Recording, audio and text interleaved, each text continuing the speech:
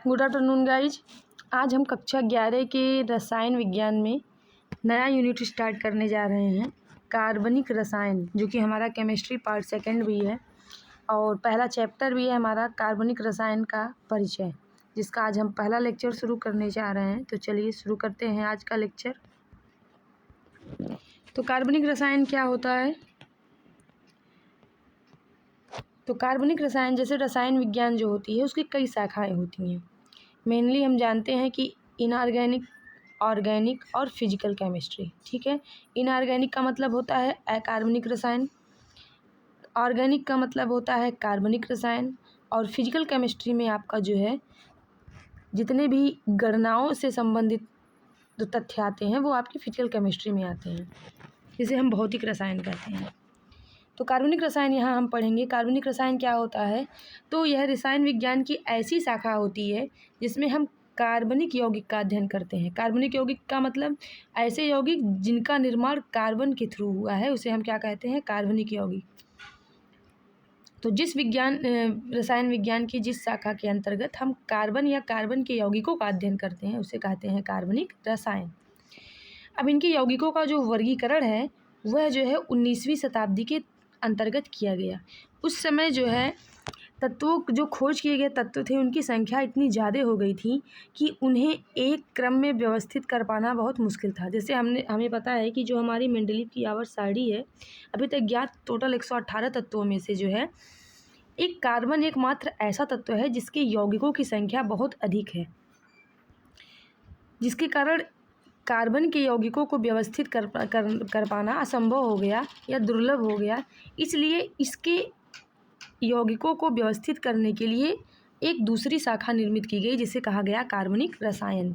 ठीक, तो जो कार्बनिक यौगिक होते हैं हमारे, वो दो टाइप के होते हैं। यौगिक जो होते हैं वो कितने टाइप के होते हैं? दो टाइप के। एक होता है कार्बनिक यौगिक, दूसरा होता है अकार्बनिक यौगिक। ऑर्गेनिक कंपाउंड जो होते हैं, जो सजीवों से प्राप्त होने वाले यौगिक होते हैं, उसे हम कार्बनिक यौगिक कहते हैं। ये किस शताब्दी के? 19वीं शताब्दी के थ्रू ये परिभाषा दी गई है। और अकार्बनिक यौगिक जो होते हैं, जो निर्जीवों से प्राप्त होने वाले यौगिक होते हैं, जैसे आपके NaCl, H2SO4, कैल्शियम ऑक्साइड, ये सब क्या है? निर्जीवों से प्राप्त होने वाले यौगिक हैं। तो इन्हें अकार्बनिक यौगिकों की श्रेणी में रखा गया। जैसे यूरिया आपका हो गया। यूरिया हमें पता है कि मानव मूत्र में पाया जाता है। ग्लूकोज हो गया। ठीक, ये सब जो है सजीवों से प्राप्त होने वाले यौगिक थे, इसलिए इन्हें कार्बनिक यौगिकों के उसमें श्रेणी में रख दिया गया। यह वर्गीकरण हुआ है 19वीं शताब्दी के अंतर्गत।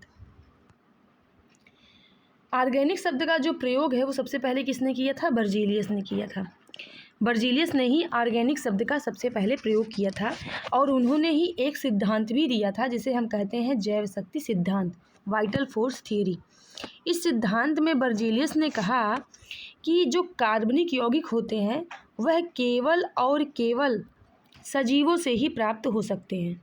ठीक, बर्जीलियस ने कहा कि जो कार्बनिक यौगिक होते हैं वो केवल और केवल सजीवों से ही प्राप्त हो सकते हैं। क्यों? क्योंकि सजीवों में एक ऐसी रहस्यमयी शक्ति होती है, ठीक, जिसे हम कहते हैं जैव शक्ति। सजीवों में एक रहस्यमयी शक्ति होती है जिसे हम कहते हैं जैव शक्ति, अर्थात किसी भी कार्बनिक यौगिक को निर्जीवों से प्राप्त करना असंभव है। ये कहा था बर्जीलियस ने, और इस सिद्धांत को बर्जीलियस का जैव शक्ति सिद्धांत कहा गया। अब वोलर जो है वो बर्जीलियस के शिष्य थे। वोलर कौन था? बर्जीलियस का शिष्य था। वोलर को ये बात कुछ जो है हजम नहीं हुई, तो उसने क्या किया? इसका प्रयोग किया, और प्रयोग किया तो प्रयोग में उन्होंने प्रयोगशाला में अमोनियम साइनेट को लिया। अमोनियम साइनेट हमारा क्या है? निर्जीव है। ठीक है, अमोनियम साइनेट क्या है? ये निर्जीव से प्राप्त होने वाला यौगिक है। अमोनियम साइनेट को उन्होंने प्रयोगशाला में जब गर्म किया तो गर्म करके उन्हें जो यौगिक प्राप्त हुआ वो हुआ यूरिया, जिसे हम कहते हैं कार्बनिक पदार्थ। यूरिया हमारा क्या है? कार्बनिक पदार्थ, जो कि बर्जीलियस ने भी बताया है, जो मानव मूत्र में पाया जाता है। तो वोलर जो बर्जीलियस के शिष्य थे, उन्होंने प्रयोगशाला में निर्जीव से सजीव को बनाया, मतलब अमोनियम साइनाइड को गर्म करके यूरिया का निर्माण कराया, और निर्जीव यौगिक से क्या प्राप्त किया? एक कार्बनिक पदार्थ प्राप्त किया। और जब उन्होंने प्रयोगशाला में उनका यह परीक्षण कंप्लीट हुआ तो इससे उन्होंने जैव शक्ति सिद्धांत का अंत भी किया। मतलब बर्जीलियस के जड़ शक्ति सिद्धांत का यहीं अंत हो गया। और वोलर ने देखा कि प्रयोगशाला में जो निर्जीव NH4CnO है, मतलब अमोनियम साइनेट है, जब उसको गर्म किया गया तो यूरिया प्राप्त हुआ, जो कि क्या है, एक कार्बनिक पदार्थ है जिसे निर्जीवों से प्राप्त नहीं होना चाहिए था। क्योंकि बर्जीलियस ने कहा था कि जो कार्बनिक पदार्थ होते हैं वो निर्जीवों से प्राप्त नहीं किए जा सकते, वो सजीवों से ही प्राप्त होते हैं। लेकिन वोलर ने ऐसा कर दिखाया कि जो कार्बनिक पदार्थ को निर्जीवों से प्राप्त किया। इस तहत जैव शक्ति सिद्धांत का क्या हुआ, अंत हुआ। तो बर्जीलियस के जैव शक्ति सिद्धांत का अंत उनके ही शिष्य वोलर के द्वारा प्रयोगशाला में अमोनियम साइनेट को गर्म करके यूरिया का निर्माण किया, जिसके तहत यह सिद्धांत खत्म हुआ। अब यहाँ पे कुछ इम्पॉर्टेंट टॉपिक है कि पूछा जाता है कि प्रयोगशाला में बनने वाला जो सबसे पहला कार्बनिक पदार्थ था वो कौन था। तो आपको यह पता होना चाहिए कि प्रयोगशाला में बनने वाला सबसे पहला कार्बनिक पदार्थ जो था वो था यूरिया। और यूरिया की खोज या यूरिया का निर्माण किसने किया था, वोलर ने किया था। जब वोलर के इस तरीके का जो है एक्सपेरिमेंट कंप्लीट हुआ तो और भी साइंटिस्ट आए, जैसे कोल्बे आए। कोल्बे ने प्रयोगशाला में एसिटिक एसिड का निर्माण किया। इसके बाद बर्थेलो आए। बर्थेलो ने प्रयोगशाला में किसका निर्माण किया, मेथेन का निर्माण किया। और ये तीनों क्या है, कार्बनिक यौगिक ही हैं, कार्बनिक पदार्थ ही हैं। तो इस तरीके से प्रयोगशाला में जो बनने वाला सबसे पहला कार्बनिक पदार्थ था वह था यूरिया, जिसको वोलर ने बनाया। दूसरा था एसिटिक एसिड, जिसे कोल्बे ने बनाया। और तीसरा था मेथेन, जिसे बर्थेलो ने बनाया। इस तहत कार्बनिक यौगिक की जो है एक नई परिभाषा जनरेट हुई। और वह नई परिभाषा क्या हुई कि हाइड्रोकार्बन तथा उनके जो व्युत्पन्न होते हैं वह क्या कहलाते हैं, कार्बनिक यौगिक। अब हाइड्रोकार्बन क्या होता है, तो जब कार्बन हाइड्रोजन के संयोग करके कोई नया यौगिक पद बनाता है, मतलब कार्बन और हाइड्रोजन आपस में संयोग करके जो यौगिक उत्पन्न करते हैं या जो यौगिक बनाते हैं उसे हम कहते हैं हाइड्रोकार्बन। ठीक है, तो हाइड्रोकार्बन और उनके जो व्युत्पन्न होते हैं वह क्या कहलाते हैं, कार्बनिक यौगिक कहलाते हैं। अब जैसे CH4, यहाँ कार्बन भी है और हाइड्रोजन दोनों है। CH4 मतलब इसको कहते हैं मीथेन। तो मीथेन क्या है, कार्बनिक यौगिक है। C2H6 मतलब ये भी किससे बना है, कार्बन और हाइड्रोजन से बना है, जिसको कहते हैं मीथेन। C2H4, C2H5OH एटसेट्रा, ठीक है, जिसमें कार्बन और हाइड्रोजन दोनों क्या हो, शामिल हो। अब कार्बनिक यौगिकों के कुछ गुण होते हैं। जैसे इनकी पहली जो प्रॉपर्टी होती है वो उनके संगठन पे होती है, इनका स्ट्रक्चर किससे होते हैं। तो जो कार्बनिक यौगिक होते हैं वो खासकर किससे, कार्बन और हाइड्रोजन से। मैक्सिमम जो उनकी संख्या होती है वो कार्बन और हाइड्रोजन से। कभी कभी इसमें ऑक्सीजन, नाइट्रोजन, फास्फोरस और हैलोजन भी शामिल हो जाते हैं। तो जो कार्बनिक यौगिकों का निर्माण होता है वो carbon, hydrogen, oxygen, nitrogen, phosphorus और हैलोजन से भी हो जाता है। ठीक, संख्या, तो इनकी जो संख्या है वो अभी तक जो काउंटिंग है, मतलब ज्ञात यौगिकों का 90% है, मतलब 5 लाख से अधिक कार्बनिक यौगिक जो है अभी तक प्राप्त हो चुके हैं। इनकी जो संरचना होती है वह जटिल होती है, किसकी अपेक्षा, अकार्बनिक यौगिकों की अपेक्षा इनकी संरचना क्या होती है, कठिन होती है, जटिल होती है। इनके जो गुणों का कारण है वो क्रियात्मक समूह की उपस्थिति है।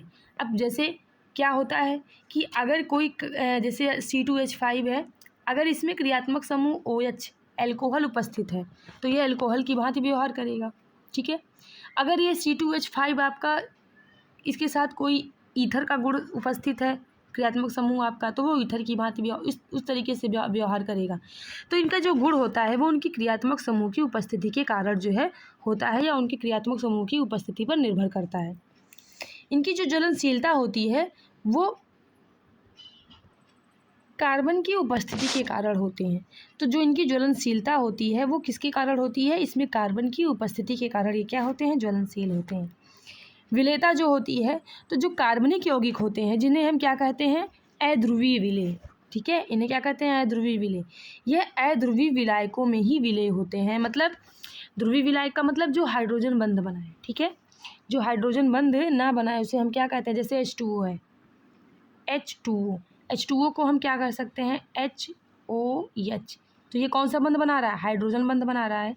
तो जिसमें ये हाइड्रोजन बंध उपस्थित नहीं होता है उसे हम कहते हैं अध्रुवीय। ठीक है, तो चूँकि कार्बनिक यौगिक में जो है हाइड्रोजन बंध उपस्थित नहीं होता, क्योंकि यहाँ पे कार्बन और हाइड्रोजन उपस्थित होते हैं, तो ये आपका होता है अध्रुवीय विलेय, और अध्रुवीय विलेय जो होते हैं वो अध्रुवीय विलायकों में ही क्या होते हैं, घुलते हैं। ठीक है, तो जो कार्बन, अब अध्रुवीय विलायकों का मतलब जैसे बेंजीन हो गया, ठीक है, बेंजीन C6H6 बेंजीन हो गया। ठीक, इसका कारण क्या है, इसका कारण यह है क्योंकि कार्बनिक यौगिकों में कौन सा बंध उपस्थित होता है, सहसंयोजक बंध। ठीक है, कार्बनिक यौगिकों में सहसंयोजक बंध उपस्थित होने के कारण यह केवल अध्रुवीय विलायकों में विलेय होते हैं, ये जल में विलेय नहीं हो सकते, क्योंकि जल क्या है, एक ध्रुवीय विलायक है। इनका जो गलनांक और क्वथनांक होता है वो कम होता है, सहसंयोजक प्रकृति के कारण इनका गलनांक और क्वथनांक क्या होता है, कम होता है। अब जो कार्बनिक यौगिक और अकार्बनिक यौगिकों में कुछ डिफरेंस होते हैं, कुछ अंतर होते हैं। कार्बनिक यौगिक जो होते हैं उसमें मुख्यतः कार्बन के ही यौगिक होते हैं। अभी बताया ना कि कार्बन के यौगिकों की संख्या बहुत अधिक थी, जिसके कारण केमिस्ट्री की एक अलग जो है शाखा का निर्माण हुआ, जिसे हम कार्बनिक रसायन कहते हैं। तो जो कार्बनिक यौगिक होता है उसमें जो मुख्यतः होता है वो कार्बन के ही यौगिक होते हैं, और कार्बन के अतिरिक्त जितने भी तत्व होते हैं उनके जो यौगिक होते हैं वो अकार्बनिक यौगिक कहलाते हैं। ठीक, दूसरा, कार्बन के अतिरिक्त जैसे hydrogen, oxygen, halogen, nitrogen, phosphorus आदि तत्व भी इसमें शामिल हो सकते हैं, लेकिन अकार्बनिक यौगिक में कोई भी तत्व उपस्थित हो सकता है। कार्बनिक यौगिकों की संरचना जटिल होती है, जबकि अकार्बनिक यौगिकों की संरचना क्या होती है, सरल होती है। इनके जो गुण होते हैं कार्बनिक यौगिक के वो क्रियात्मक समूह पर निर्भर करते हैं, जबकि अकार्बनिक यौगिकों में ऐसा कोई व्यवहार देखने को नहीं मिलता है। कार्बनिक यौगिक केवल सहसंयोजक बंध में होते हैं, पाए जाते हैं। कार्बनिक यौगिकों में केवल सहसंयोजक बंध पाया जाता है, जबकि अकार्बनिक यौगिक में किसी भी प्रकार के बंध उपस्थित हो सकते हैं। कार्बनिक यौगिक जो होते हैं वो जल में क्या होते हैं, अविलेय होते हैं। क्यों, क्योंकि ये क्या होते हैं, अध्रुवीय विलेय होते हैं। ठीक है, इसलिए ये जल में अविलेय होते हैं, ये बेंजीन में घुलते हैं। जबकि जो कार्बनिक यौगिक होते हैं वो जल में विलेय होते हैं, क्योंकि जो अकार्बनिक यौगिक होते हैं वो यह अध्रुवीय विलायकों में विलेय होते हैं, यह अध्रुवीय विलायकों में क्या होते हैं, अविलेय होते हैं, मतलब नहीं घुलते हैं। कार्बनिक यौगिक ज्वलनशील होते हैं, जबकि अकार्बनिक यौगिक ज्वलनशील नहीं होते हैं। कार्बनिक यौगिकों में समवायता दिखती है, जबकि अकार्बनिक यौगिकों में समवायता नहीं दिखती है। अब समवायता क्या होता है ये आपको अगले लेक्चर में हम बताएंगे। आज के लेक्चर में बस इतना ही। वीडियो को लाइक, सब्सक्राइब और शेयर करें ताकि ज़्यादा से ज़्यादा लोग इसका फ़ायदा उठा सकें।